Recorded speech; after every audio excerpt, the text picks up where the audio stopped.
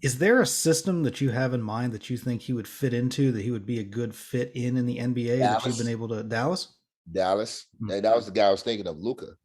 Like, Luca's a little ball dominant, but I think Luca might realize that he doesn't need to dominate the ball as much because he's going to keep losing. Um,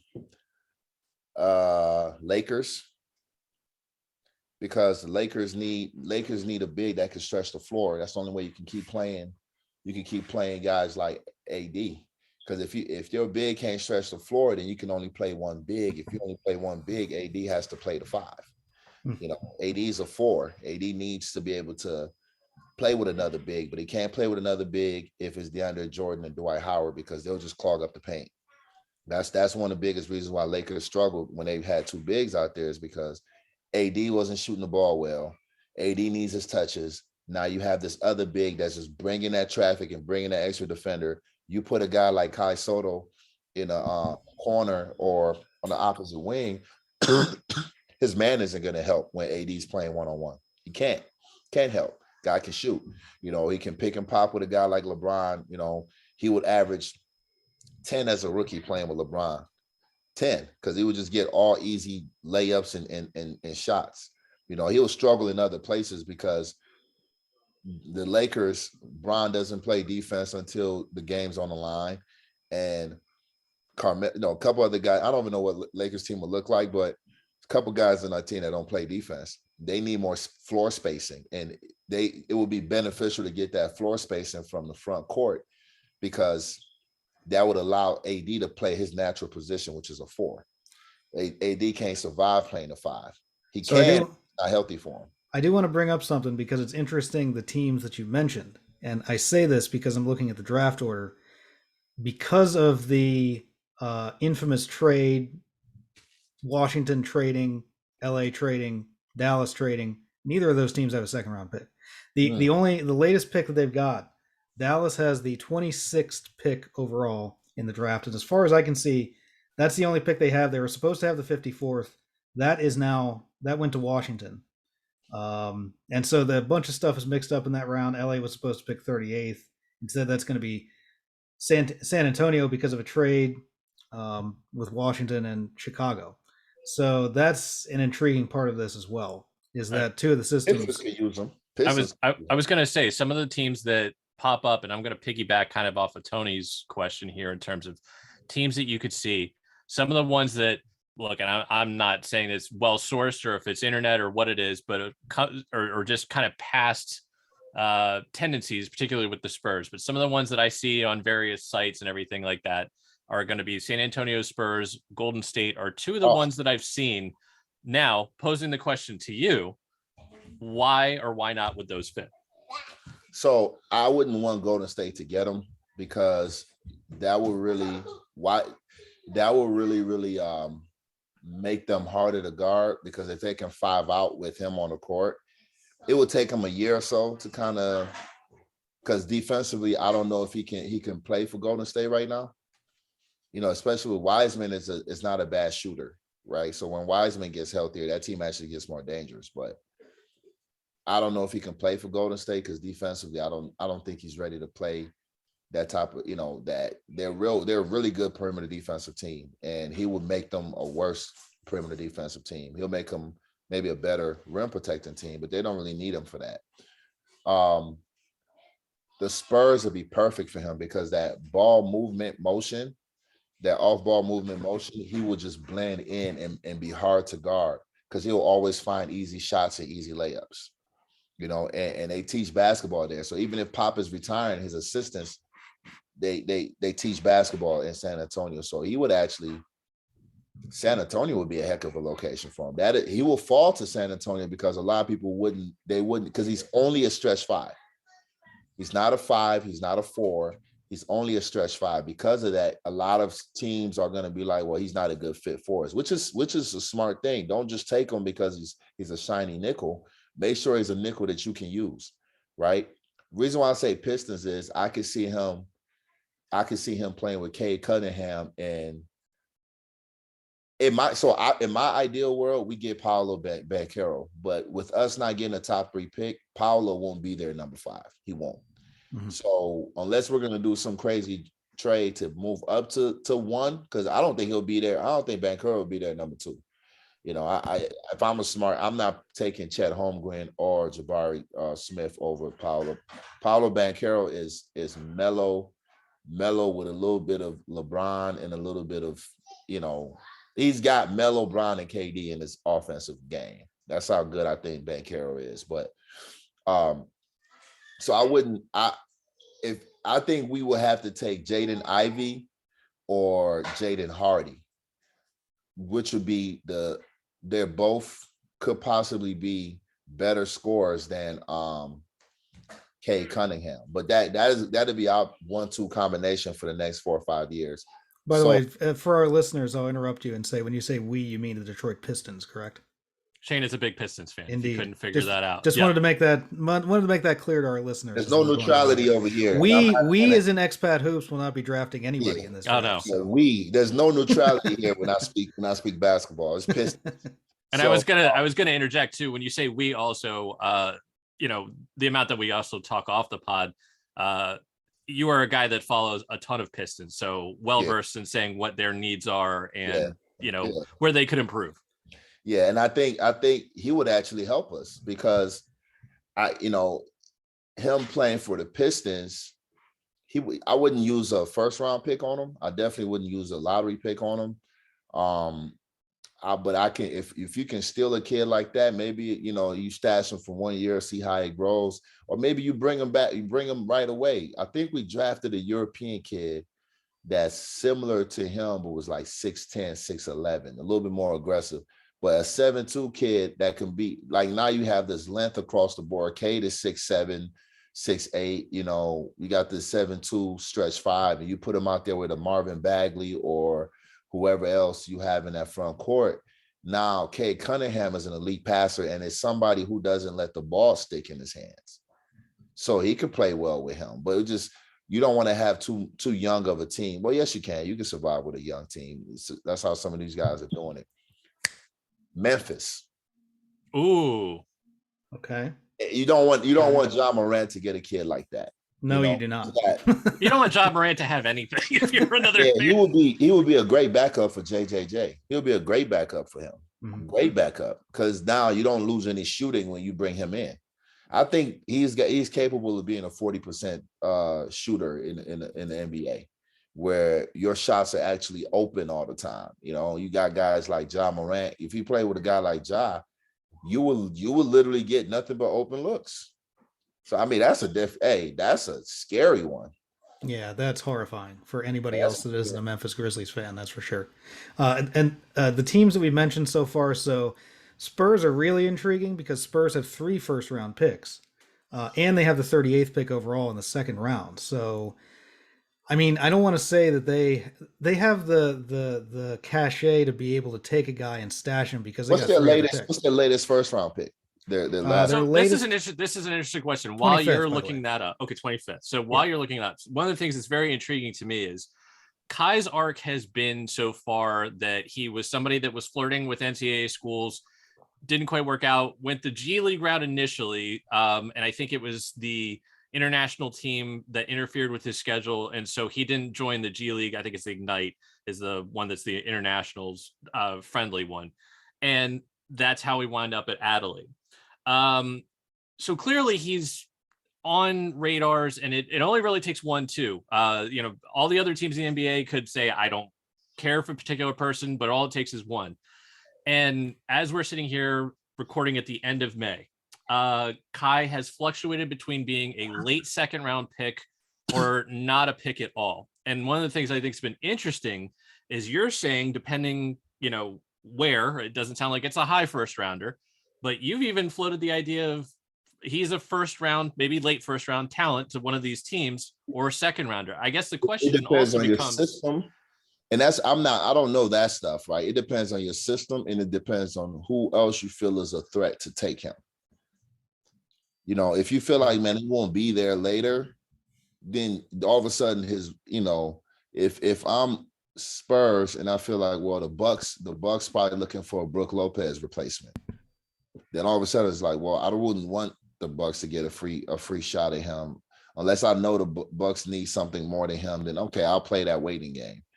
So I don't truly understand wants and needs, and that's something that I don't study, but I do know as far as like when I say wants and needs, as far as like playing that draft game, but as far as who can benefit from them, I could see him going a little bit. I could see him going late first round or second round, depending on who decides. Like, hey, we play a 5-out system, or we play a system where ball reverses through our bigs, and we need to keep that paint open for our star guard, and we can't afford not to have this type of kid who can do what he can do. There's some other kids in the draft. The problem, though, I think the problem for him is this draft has a lot of skilled length.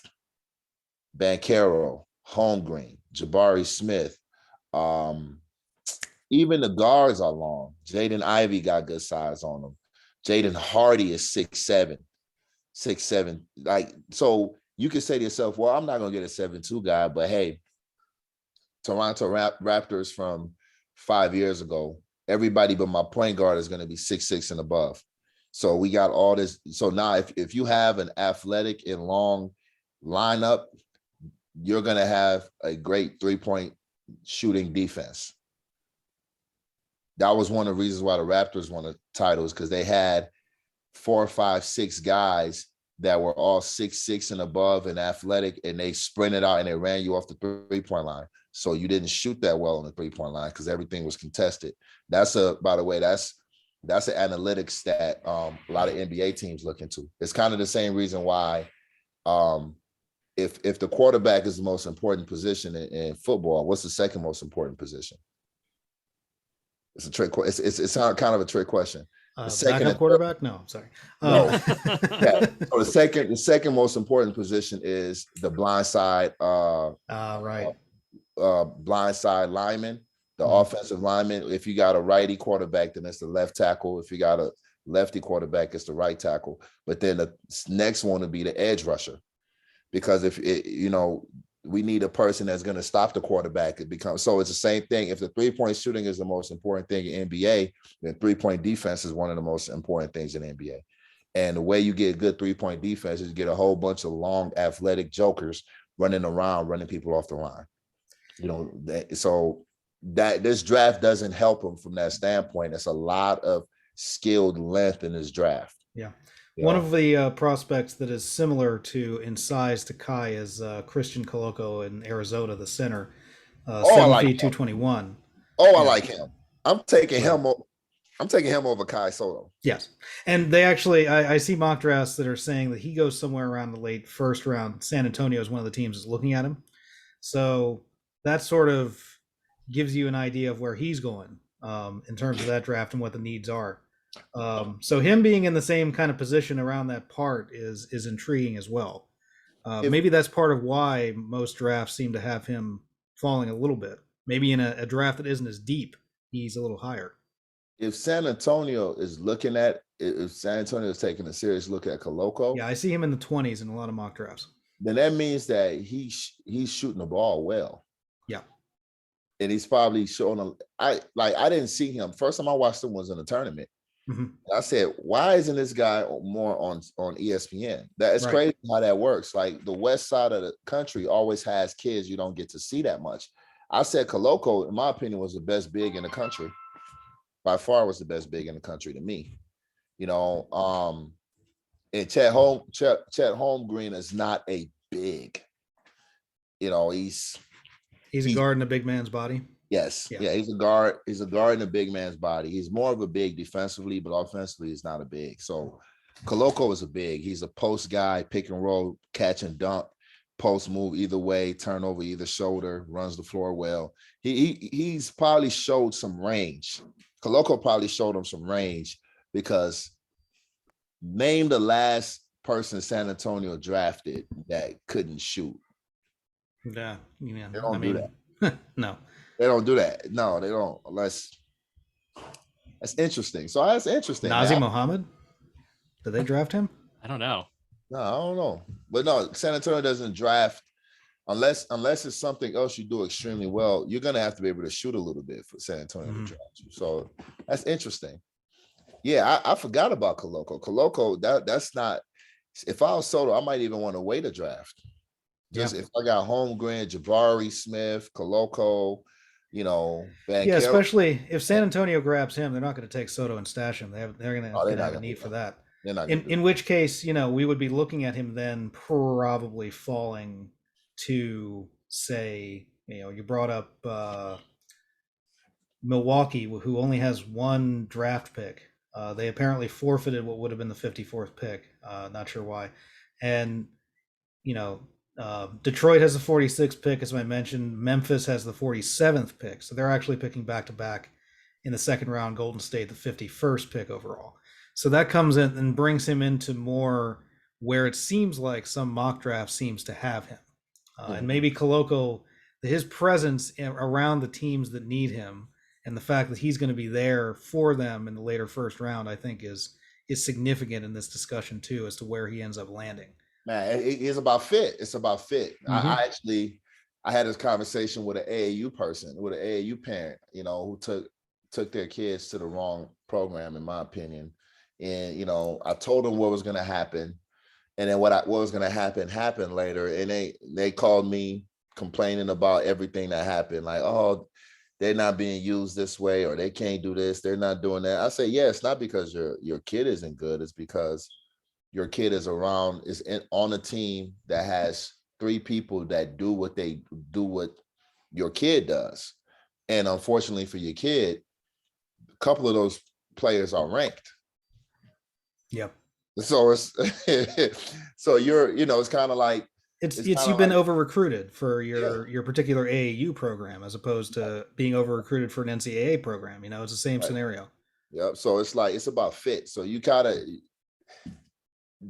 he's a fit type of person, because there's versatility offensively in his game, but there's not versatility in his position. He's only a stretch five. He's not a back to the basket five. He's not a pick and roll five. He's a pick and roll sometimes, pick and pop sometimes, sprint to the corner, space the floor out five. And then defensively, he's gonna be a drop coverage type of defender, where you come off the ball screen and he's hanging around the free throw line.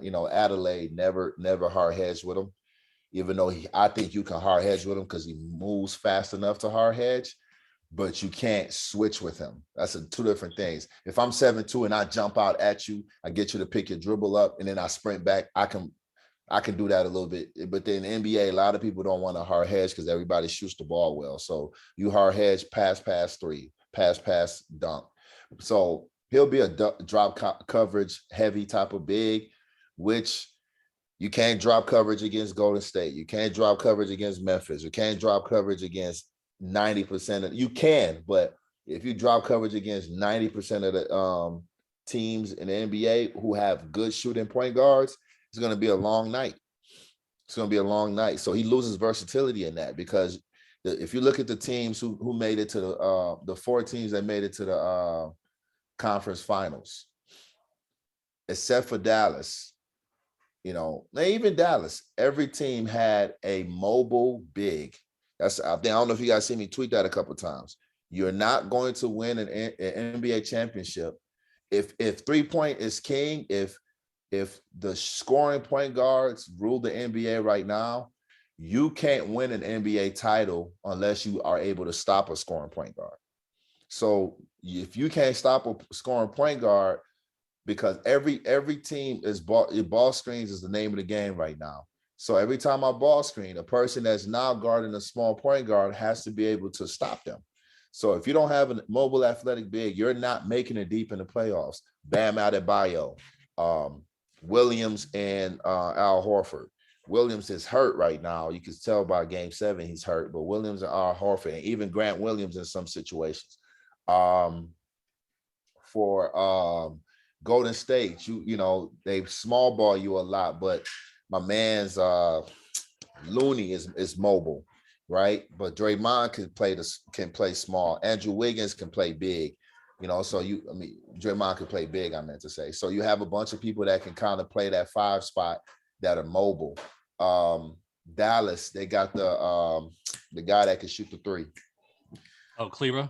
Kleber can be that mobile big. So if you don't have a mobile big, you won't survive. You just won't. So so that's the intrigue in him, is that offensively he gives you a lot of versatility, but defensively he puts you in a box, and no, he's not going to really improve, but if he's able to be as good of a 7-2 defender as he can be, he'll be fine. Hello, and thanks for watching. Be sure to give the video a like, and you can watch more videos over here. You can also click subscribe over here so you're notified when we have new content here on Expat Hoops.